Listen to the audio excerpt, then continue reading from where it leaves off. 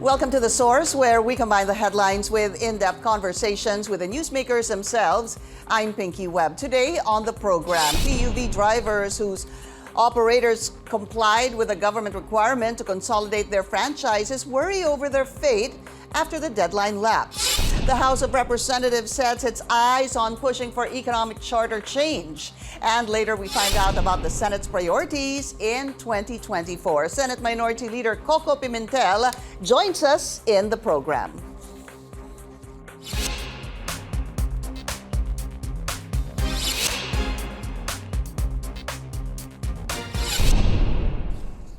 The drivers of some public utility vehicles who failed to join cooperatives continue to ply routes even after the government's December 31 deadline.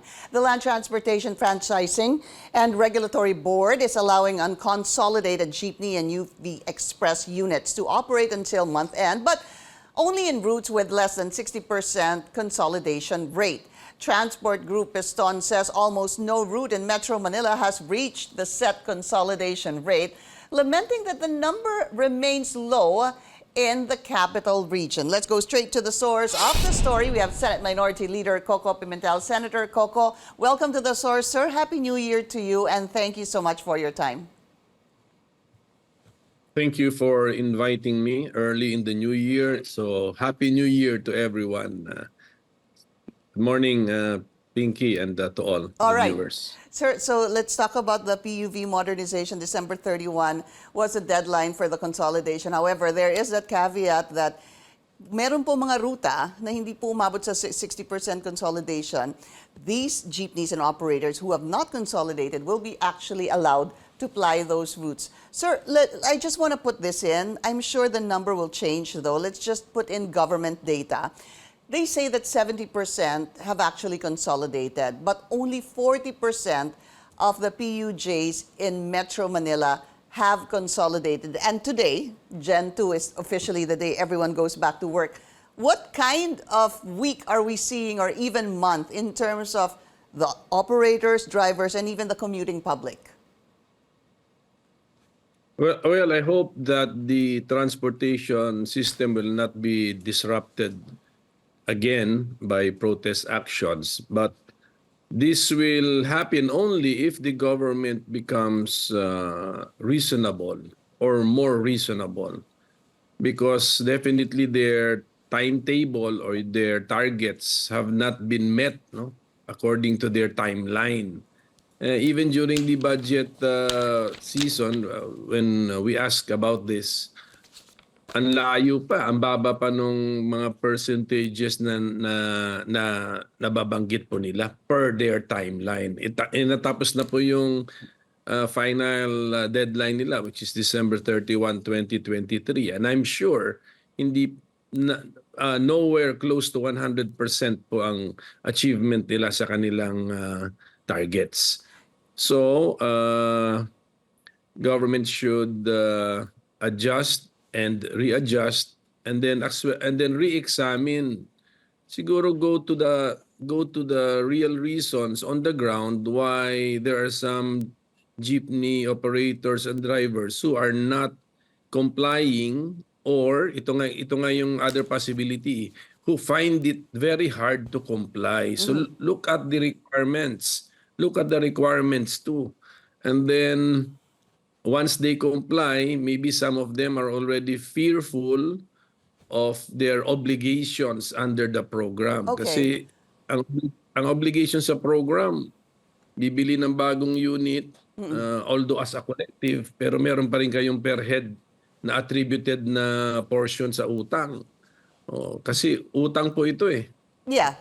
But Senator, siguro balikan na lang po natin kung paano ito lahat nag-umpisa. It was back in 2017, sir, no, if I'm not mistaken, under the Duterte administration, during the time of Secretary Artugade of the DOTR, when the PUV modernization was introduced. In fact, hindi ho ba, way back, ang plano noon was that the modernization from 2017 should have actually started sometime 3 or 4 years later, ano po, mga 2020, 2021, and then right now it's already 2024. From the time, here's what I want to find out from you. From the time that the Duterte administration introduced the PUV modernization, did you see potential problems back then? And is this supposed to be an executive decision and not something that Congress should actually legislate? It's better to be legislated. If it's just an executive action, maybe the legal basis can even be questioned. No? So this should be by law that the for public utility vehicles, the following are the minimum requirements. Pati dun sa engine. I do not know how to describe the engine, no? The engine of the vehicle, pero yun yata ang gusto natin gawin, pati sa roadworthiness, ilagay na natin yung standards natin doon.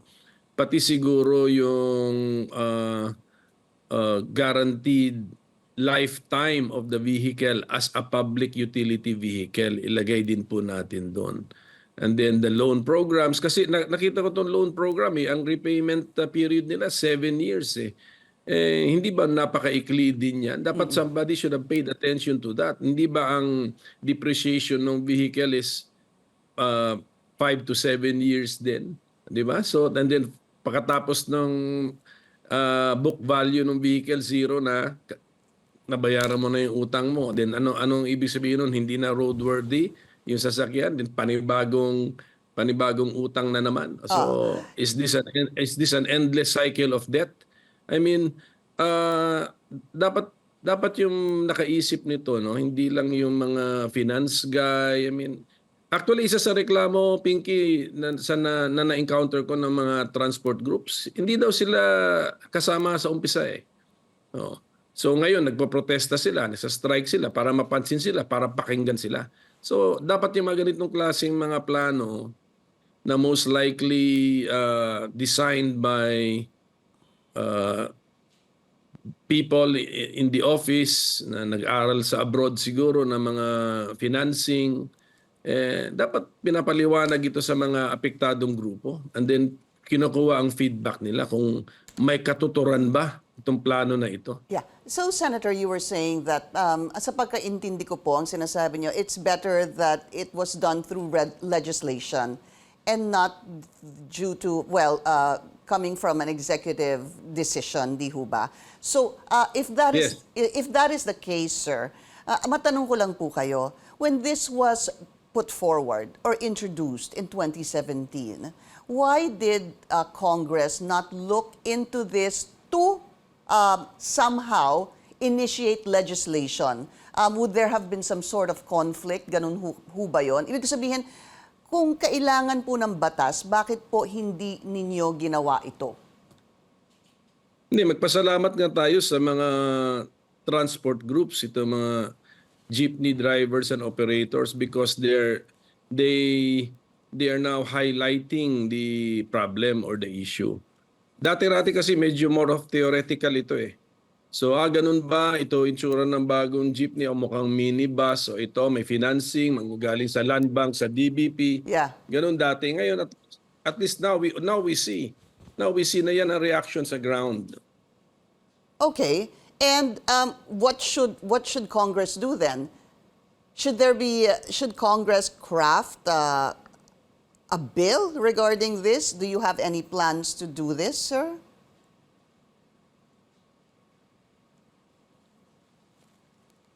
Yes. We my staff has been studying this issue, and we will come up with a bill. But of course, we need the support of the majority in the Senate. Right. So I belong to the minority. So makikiusap po tayo. But ito na ngayon nangyari ngayon. Senator, parang meron naman ho kayong, it seems meron kayong mga kakampi dyan. Si Senator Grace po, hindi ho ba? She's also very concerned about this PUV modernization. I believe Senator Pia Cayetano as well, also very concerned about this. Correct. We should get critical mass of support. Enough to move the issue forward. So when you Pero ang gusto kong sabihin, without this action by the jeepney drivers and operators, hindi po ito na-highlight, 'di ba? Kasi kung tinanggap lang ito ng tahimik na mga affected sectors, as if katanggap-tanggap yung programa. Mabuti itong ginagawa po nila. Talagang nakikita mo na nagsasakripisyo kahit na halos ano sila, daily wage earners po yan sila. No, kung walang biyahe, walang kita, and yet marami sa kanila magsakripisyo, walang biyahe, hindi lang ng isang araw, ng more than one day pa, walang kita. So ano mo na, nag-tighten muna ng mga nagigpit ng mga sinturon para Opo. mapakain ang kanilang pamilya. So dahil sa kanila, ito po sa kanilang pagprotesta, now, mas marami na ngayon sa amin na nakafocus ngayon. Ano bang issue rito? At yun ang nadidiscover natin. Yan ang nadidiscover natin. And just very quickly, sir, when you're saying that you're looking into filing a bill regarding this, it's really to do what, sir? What is the bill all about? To try to capture yun naman yung mga laudable, yung mga magagandang objectives naman ng programa, which is labanan ng air pollution. Right. Dapat i-improve na yung, kasi siyempre science and technology have advanced na meron nang naimbentong engine for motor vehicles na less pollutive. So yun, if that is our standard, ilagay natin sa batas yun. And maybe since mass transport, ang meaning ng mass transport talaga kung tutuusin, mga train yan eh. So kung pwede, tignan na rin natin yung capacity. So 'di ba? So kada biyahe ng jeep, kung ma-improve natin yung number of people being transported, mas Okay. makakatipid po tayo. So all of these things, pero the point is we cannot force people to go into debt. Yan ang importante. So sila na ngayon na magko-compute, worth it ba 'tong puntahan? Kung itutuloy ko ito, merong lending facility ang gobyerno. Alright. O, meron Which- ganon. Hindi yung pwersado akong humiram. Opo, which is actually really very important, the financing part, something that we need to discuss after the break. This is The Source on CNN Philippines. Please stay tuned.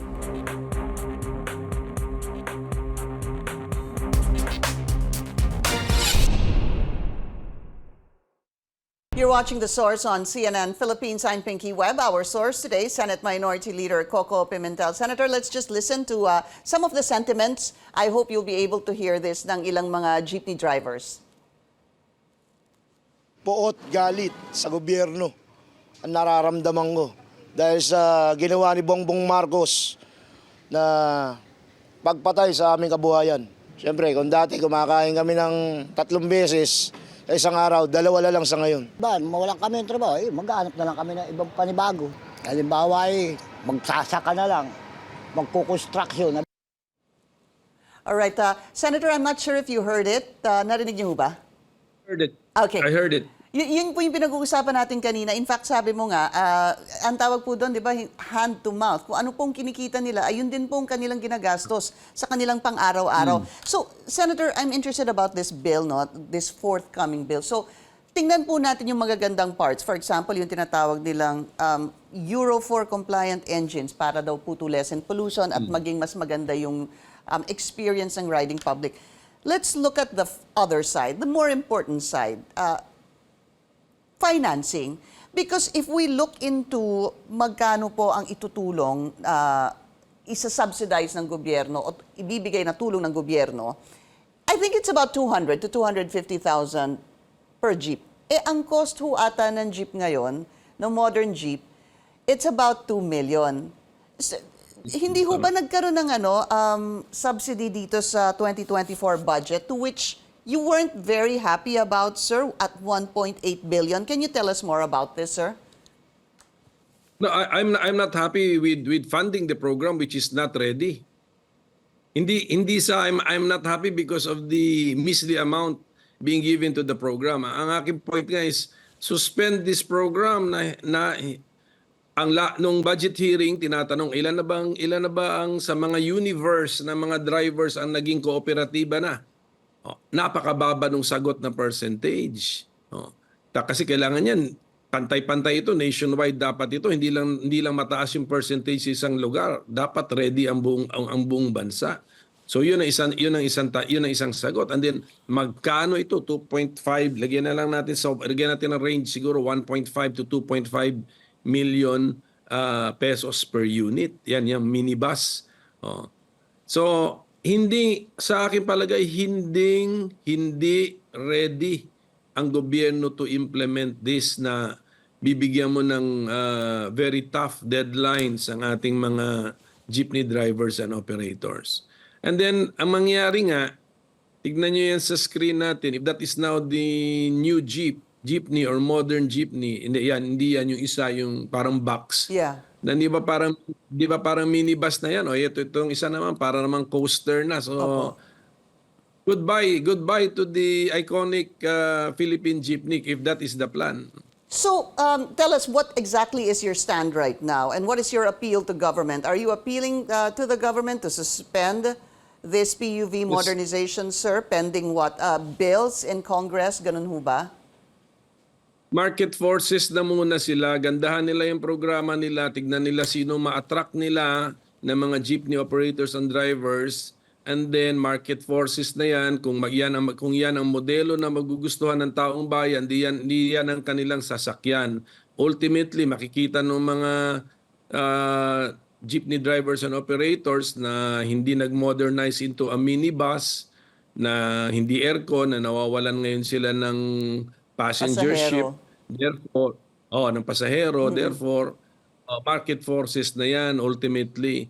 Pero sa ngayon, napipilitin ninyo na ganito, may standard, tapos kahit hindi pa nagko-comply, may mga deadlines kayo, mandatory deadlines, otherwise you will DQ or disqualify those who cannot meet the deadline. Yan ang i-review ninyo.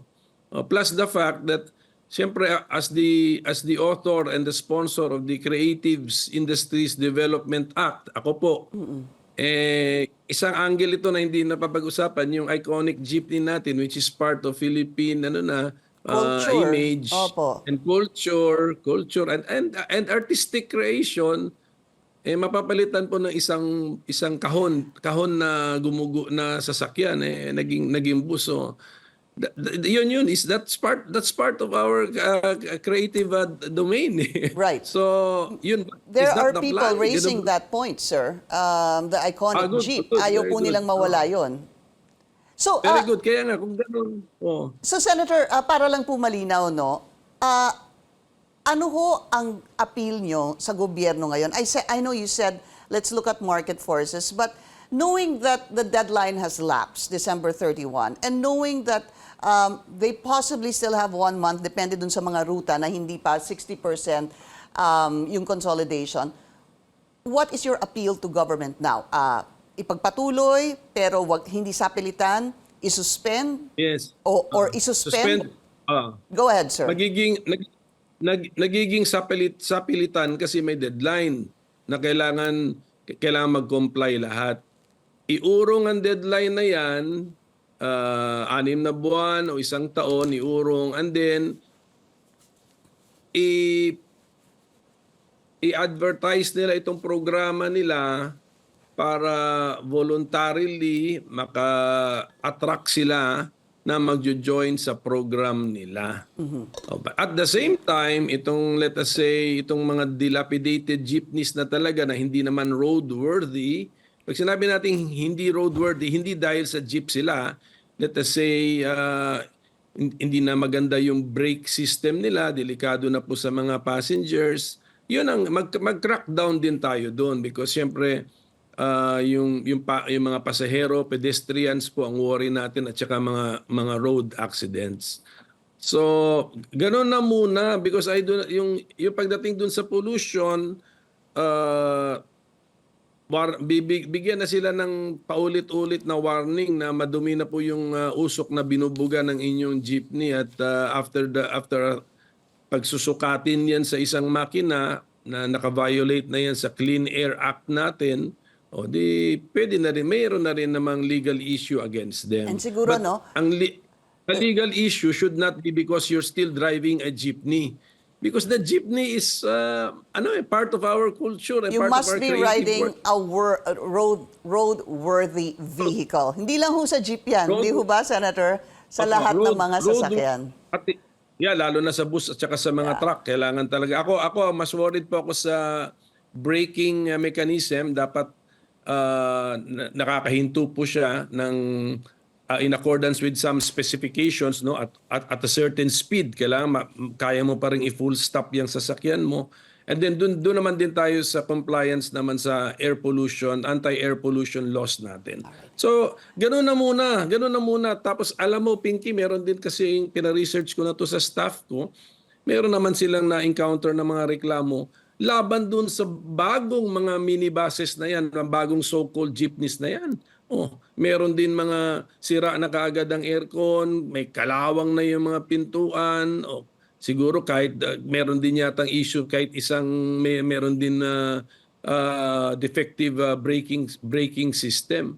So Okay. pati yung mga minibuses na gusto nating tawagin natin bagong jeepney na bus naman talaga, dapat yan head and shoulders above the old jeepney pagdating even sa roadworthiness, sa transportation, safety, and passenger convenience. And I think, Senator, while we're at it, what we really need is an honest-to-goodness check on the roadworthiness of all vehicles, sir. Correct. Nasa law naman yan eh. Lalo na yung mga nakakalungkot, di ba?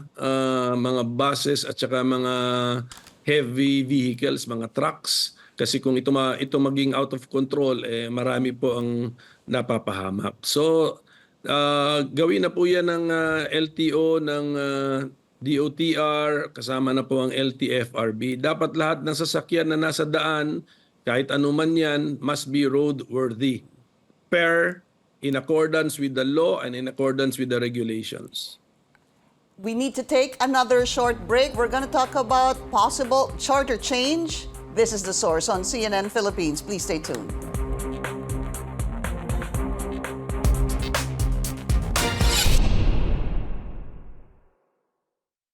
You're watching The Source on CNN Philippines. I'm Pinky Webb. Our source today, Senate Minority Leader Koko Pimentel. Senator, I have maybe just one last topic to discuss with you given the time, no? Medyo nagtagal po tayo sa PUV modernization. Charter change. Nagulat ho ba kayo prior to the break of Congress, sinabi po ni House Speaker Martin Romualdez that they're looking into charter change and that they will be studying this and hopefully in time for the President's State of the Nation address in 2024. Question, sir.